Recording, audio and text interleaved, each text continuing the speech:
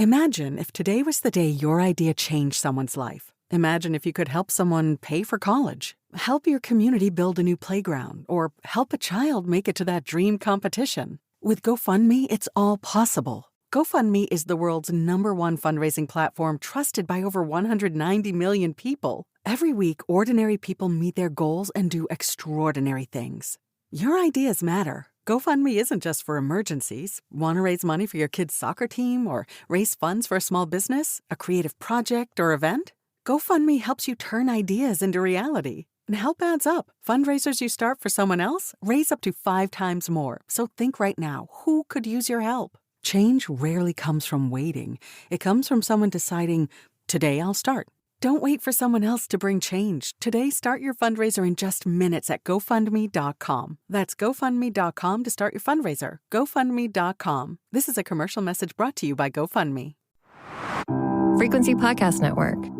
Stories that matter, podcasts that resonate.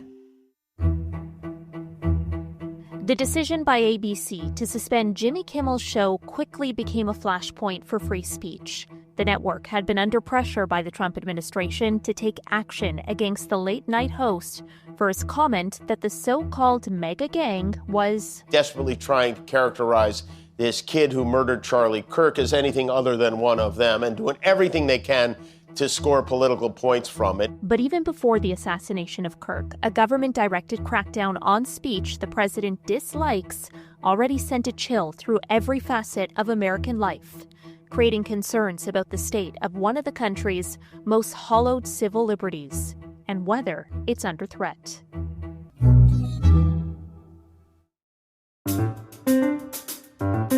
I'm Caryn Ceolin, and today on The Big Story, I'm joined by Eugene Volokh, Professor of Law Emeritus at UCLA and Senior Fellow at the Hoover Institution at Stanford University, to discuss the implications of Kimmel's brief removal for the nation and whether free speech is in danger.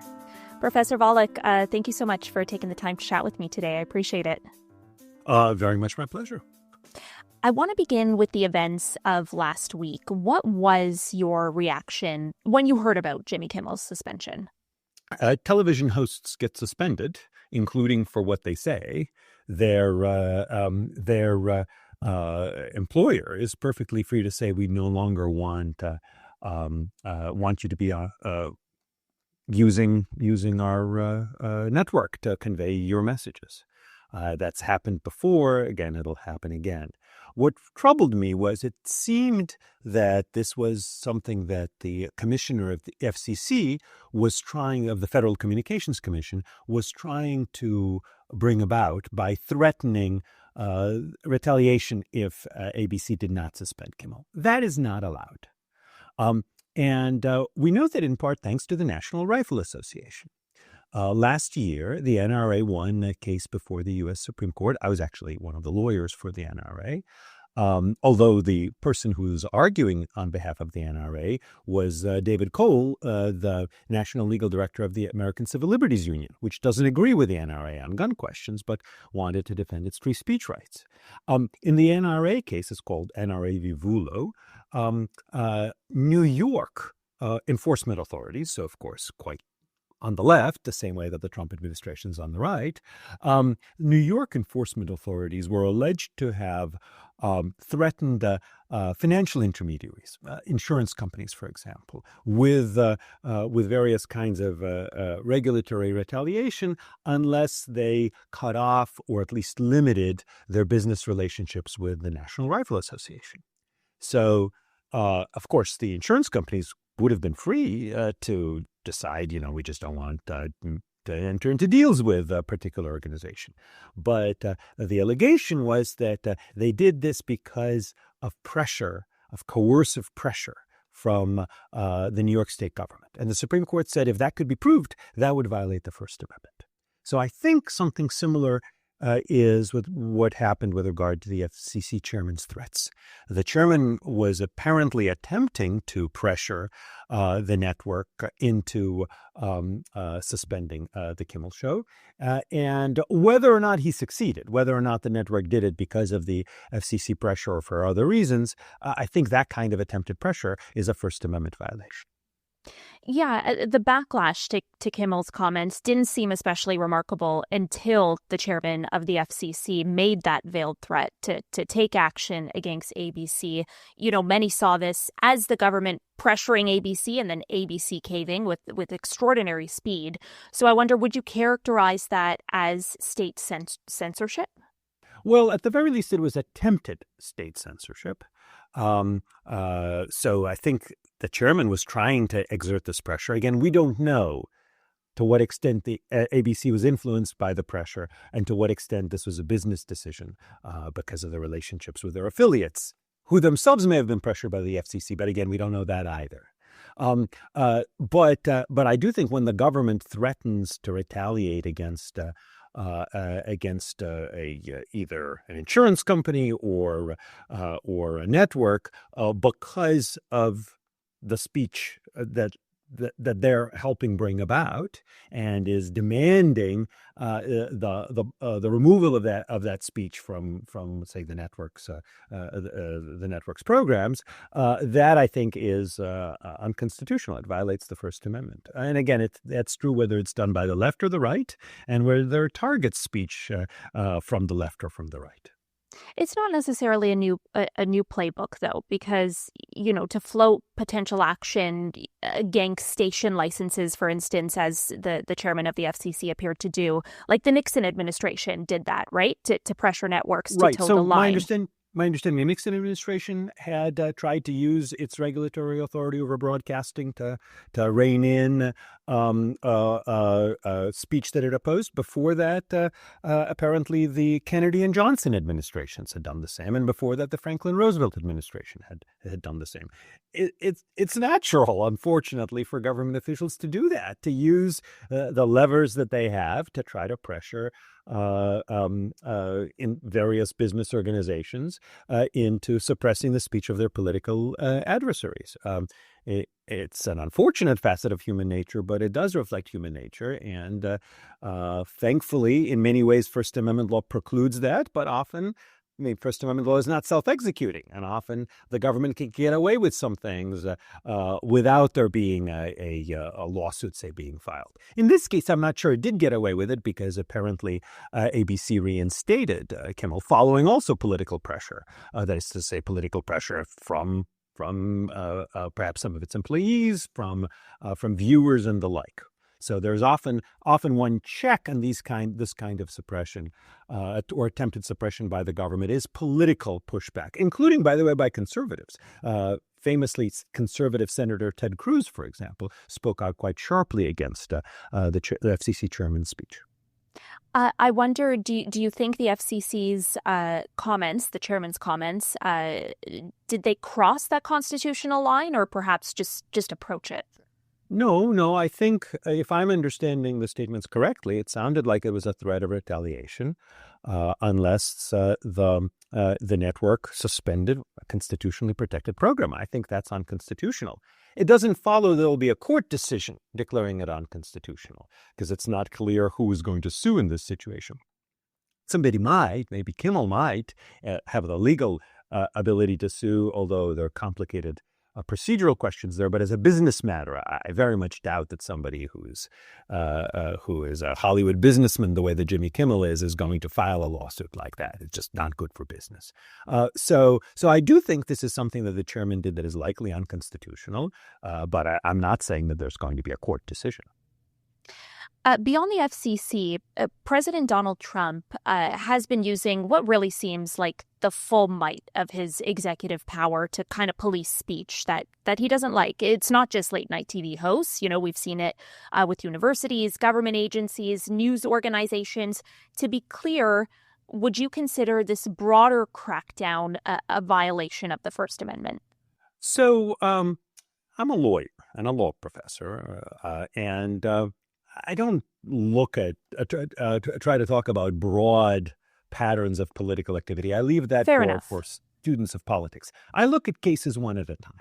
So, for example, I have argued that much of what the Trump administration is doing with regard to universities is unconstitutional to the extent that they are demanding that universities, for example, change their curriculum or rein in some departments that are perceived as promoting anti-Israel sentiment or even anti-Semitism. Some of it may be constitutional. For example, when they're demanding that universities that get federal funds that they enforce content-neutral policies that prevent disruption of classes and disruption of university activities, and that prevent what has happened in some universities, which is targeted attacks on Israeli students or Jewish students or pro-Israel students, let's say.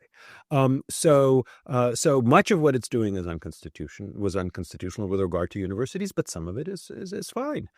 With regard to law firms, I do think that retaliation against law firms because they had backed certain clients does violate the First Amendment and other parts of the Bill of Rights that protect right to counsel. And courts, I think lower courts have generally agreed. On the other hand, for example, the D.C. Circuit, a D.C. Circuit panel concluded that when the Trump administration kicked out Associated Press from certain privileged access as part of the press pool because they refused to call the Gulf of Mexico Gulf of America, and I refuse to call it the Gulf of America, too. So I agree with AP on its stance. But the court said, the Trump administration is entitled to talk to the people it wants to talk to, and it doesn't have to invite the AP or any other organization into the Oval Office or onto Air Force One. Those were the areas where there was a restriction imposed. I don't like the Trump administration's reaction there, but I do think it's at least the D.C. Circuit position that it's constitutional is quite plausible. To give you one other example, I also don't like the Trump administration's deportation of people who have spoken out in loosely put, let's say, in support of Palestinians and against Israel. There's now talk also of deporting people who have spoken out defending the assassination of Charlie Kirk, if they're non-citizens. Again, I don't like that. I think that's not good for free speech in America, but I can't say it's unconstitutional because the Supreme Court hasn't squarely decided whether the government may say, look, we have to tolerate bad speech, maybe anti-Semitic speech, pro-murder speech and such from our citizens, but doesn't mean we have to import it. In particular, there is a federal statute that does authorize the deportation of non-citizens who endorse or espouse, among other things, assassination. So under the judgment not just of the Trump administration, but of Congress, if somebody is in America as a visitor and he starts endorsing assassination, that's somebody who shouldn't be in America anymore. Again, I don't necessarily support that law, but I do think we need to recognize that the First Amendment rules are not clear on this, and I can't just condemn the administration for acting unconstitutionally when the law is not settled. So if I'm interpreting this correctly, there is some leeway then to use government power to suppress speech. So the answer is yes, and it all depends on what you mean by suppressed speech and in what context. Let's imagine the same thing happening from a different position ideologically. So let's say that the government decides it doesn't like some people who are saying things that it thinks are racist. Now, maybe it is racist, maybe it's not, maybe it's a close call, maybe it's not a close call, maybe it clearly is racist. What can the government do? Certainly can't imprison people for that. In America, racist speech, anti-Semitic speech, anti-gay, anti-trans, anti-police, anti-American speech, even anti-Canadian speech is constitutionally protected. But can the government, for example, insist that in its own programs there not be racist messages that are espoused? Well, yes, especially if it is clearly government speech, if it's done by government employees or even by government contractors pursuant to sort of some special grant. It might say we have a special grant where we want you to talk about healthcare, but we want to make sure you don't convey racist messages in the process. I think the government would be entitled to do that because the government is entitled to control what is, after all, its own message. Likewise, could the government say we're just not going to allow into the country adherents of this particular or supporters of this racist group? Maybe. I mean, actually, allowing the country pretty clearly, it wouldn't have to. What about deporting them? again, it's possible that it may have this power. So there are some things that are quite clear. Again, you can't be imprisoned just for expressing certain views. You can't be fined just for expressing those views. You can't even generally be sued for expressing those views. But in other contexts, the matter is often more complicated. Yeah, I wanted to ask you about that because you had the Attorney General, Pam Bondi, come out and say, there's free speech and then there's hate speech. Here in Canada, hate speech not considered a constitutionally protected right. But as you've kind of just laid out, in America, all such speech remains constitutionally protected. As I laid out, and as Ted Cruz, the, again, very conservative American senator pointed out shortly after A.G. Bondi spoke, and other conservatives also pointed out that they said, what's she talking about? There is no hate speech exception. And then she tried to walk it back. Still, I think ultimately, even the walked back version was, I think, not accurate. I think I have publicly faulted her for the position that she has taken. I do think that's something where if she tried to act on that, that would pretty clearly come to court. If the government did say, we are prosecuting you for supposed hate speech, courts would say quite clearly that is not constitutional because the precedents are quite clear on that. Imagine if today was the day your idea changed someone's life. Imagine if you could help someone pay for college, help your community build a new playground, or help a child make it to that dream competition. With GoFundMe, it's all possible. GoFundMe is the world's #1 fundraising platform trusted by over 190 million people. Every week, ordinary people meet their goals and do extraordinary things. Your ideas matter. GoFundMe isn't just for emergencies. Want to raise money for your kid's soccer team or raise funds for a small business, a creative project, or event? GoFundMe helps you turn ideas into reality. And help adds up. Fundraisers you start for someone else raise up to 5 times more. So think right now, who could use your help? Change rarely comes from waiting. It comes from someone deciding, today I'll start. Don't wait for someone else to bring change. Today, start your fundraiser in just minutes at GoFundMe.com. That's GoFundMe.com to start your fundraiser. GoFundMe.com. This is a commercial message brought to you by GoFundMe. I wonder what you make about, this idea or this trend that we're seeing of executives kind of taking cues from the White House, from the most powerful people in this nation, and letting, the president's calls for revenge inform their actions. Do companies themselves share most of the blame for kind of giving in to this? Well, it's hard to be somebody who is in a heavily regulated industry, who has to get governmental permission for various things. And then the government, again, it's been governments on the left and governments on the right, and probably governments in the center as well, then says, oh, well, we demand you do something, or else we'll retaliate. You could stand up against them, and some executives have, but at the same time, you have obligations, right? You have obligations to your stockholders. You have obligations to your employees in many ways. And you might very much want to engage in a big ideological battle, but if that's going to cost you not just millions of dollars in legal fees, but possibly billions of dollars in lost opportunities because a merger isn't approved or you don't get certain contracts or whatever else, you might find that's just not within my responsibility. So no, I find it very hard to fault people who are being, in my view, wrongly pushed around by the government. Again, occasionally people might resist, especially if it's just their money and not the stockholders' money. So for occasional privately owned companies, maybe that's viable. But at other times, they may feel quite understandably that they have responsibilities that they have to place above their kind of felt moral obligation to do something. The sad fact is that modern government has tremendous powers over business. Some people wanted to have more powers over business. Some people wanted to have less powers over business. I generally would like to see it have less powers, fewer powers. At the same time, the reality is that's the way it is. And when that happens, I think it's very hard to blame someone for kind of going along with what this powerful government is pressuring one to do.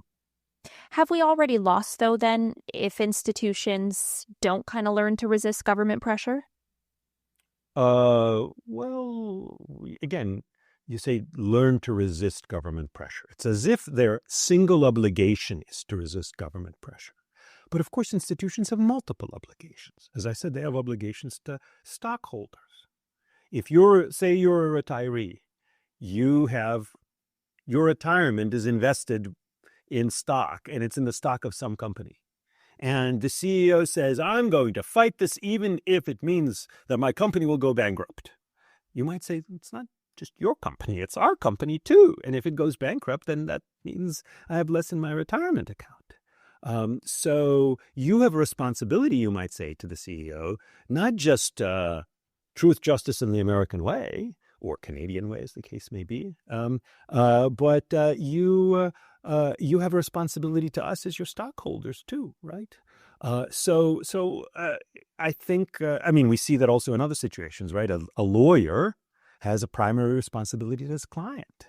And there may be times when the lawyer may have to go along with something that he thinks is unconstitutional and improper on the part of the government. Say the government is pressuring the client into settling some lawsuit or entering into some plea bargain. The lawyer might say, no, I want to fight this. And the client says, okay, but not with my money and my liberty and my life. So that's why I find it very hard to fault businesses and professionals and others who are, again, in a very difficult position. I wonder what then Kimmel's reinstatement might mean for Disney. Like, are there guardrails that exist that could stop Brendan Carr, the chairman of the FCC, from following through now on his threats to crack down on content? I do think if he does indeed try to crack down on content through formal FCC action, there would be legal defenses that ABC could raise, and I think they would ultimately succeed. They'll be expensive, they'll be time-consuming, but I do think they'll succeed. Of course, it's more complicated if he, for example, ends up doing something more behind the scenes, like, for example, votes to stop some merger involving either ABC or involving some of ABC's business partners and such. That might be just procedurally harder to fight, possible, but harder to fight. So I think it depends. I do think that there, again, are not just legal channels, but political channels for fighting this. And we don't, as of the time this is being recorded, I don't know what Kimmel is going to say when he comes back to the show. Maybe he's going to say, look, on reflection, my monologue of last week was inaccurate. It was also kind of a little contemptuous, a little mean-spirited. Maybe he won't say that, but maybe he'll try to acknowledge it, because it really was. It was not only inaccurate in alleging that the shooter, Charlie Kirk's murderer, was in fact part of what he called the MAGA crowd. That apparently is not accurate. But also on top of that, just you listen to that part of it, there's nothing funny about it. All it is it's oozing contempt for basically half of the public. That's not really something that I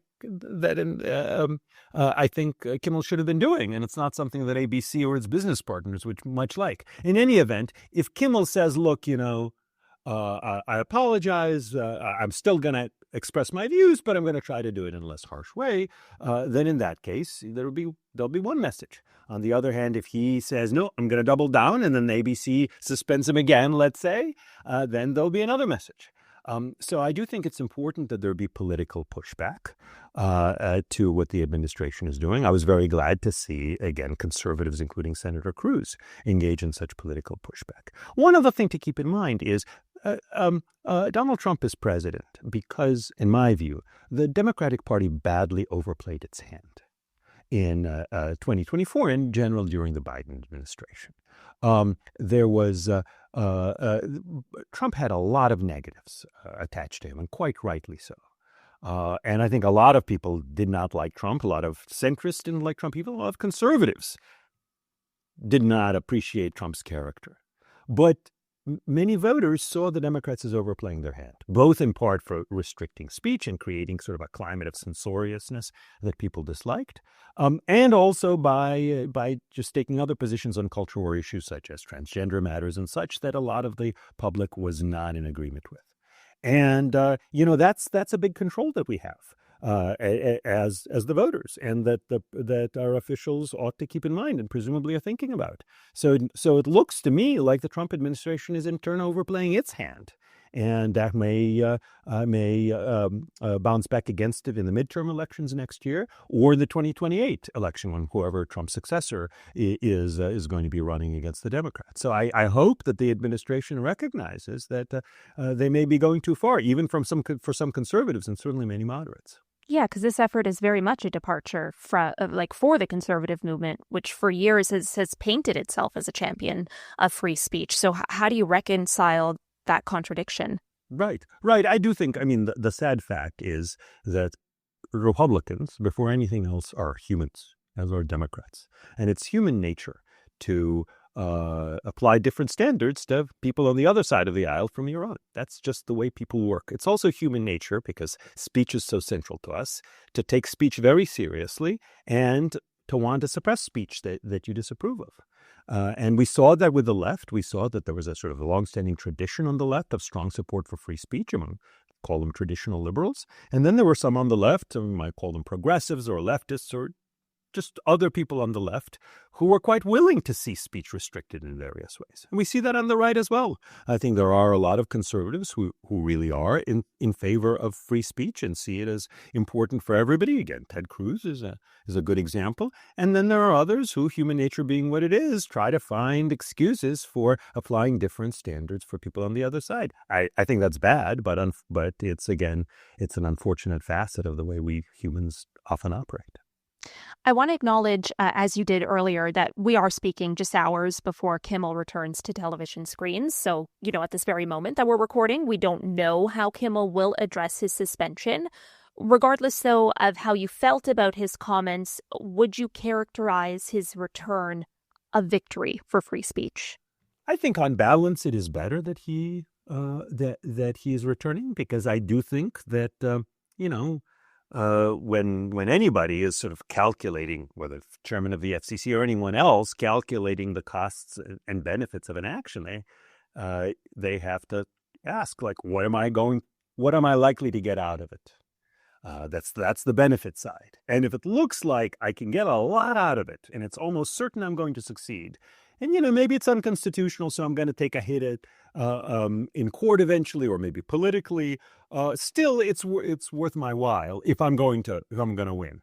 But if you do something that's unconstitutional, that is in many ways unpopular, at least with many swing voters, and at the same time you're not going to get anything out of it, well, maybe you'll be less likely to do it. So I do think that on balance, Kimmel's return is probably a good, not quite deterrent to people like Card saying those kinds of things in the future, but at least makes it a little bit less likely that we're going to see this pressure again. One last possibly loaded question then. Do you think free speech in America is in danger at this moment? I think free speech everywhere is in danger at every moment, because, again, human nature is to try to restrict speech of your opponents, especially when you're in power. And it's a constant battle to protect that right. And I think on balance, I think the courts have been doing, generally speaking, quite a good job. I don't agree necessarily with every decision, but on balance, quite a good job at protecting speech. I think that we are seeing with some of what I do think are unconstitutional actions of the administration, courts striking them down. If it gets to the U.S. Supreme Court, I think the U.S. Supreme Court will likewise rule kind of preserve this broad First Amendment protection. But it's something that can't just be left to courts. It also has to be done in the political process. And it's a constant challenge that everybody has to go through. Professor Volokh, I appreciate your analysis today. Thank you so much for joining me. Oh, always a pleasure. And that was The Big Story. If you enjoyed it, please share it with a friend. You can find us on the Seeker app or on all your favorite podcast players. You can rate, review, follow, and share. Also, we'd love to hear your feedback on this episode or any other. You can email us at hello@thebigstory.ca or leave a voicemail at 416-935-5935. I'm Caryn Ceolin. Thanks so much for listening.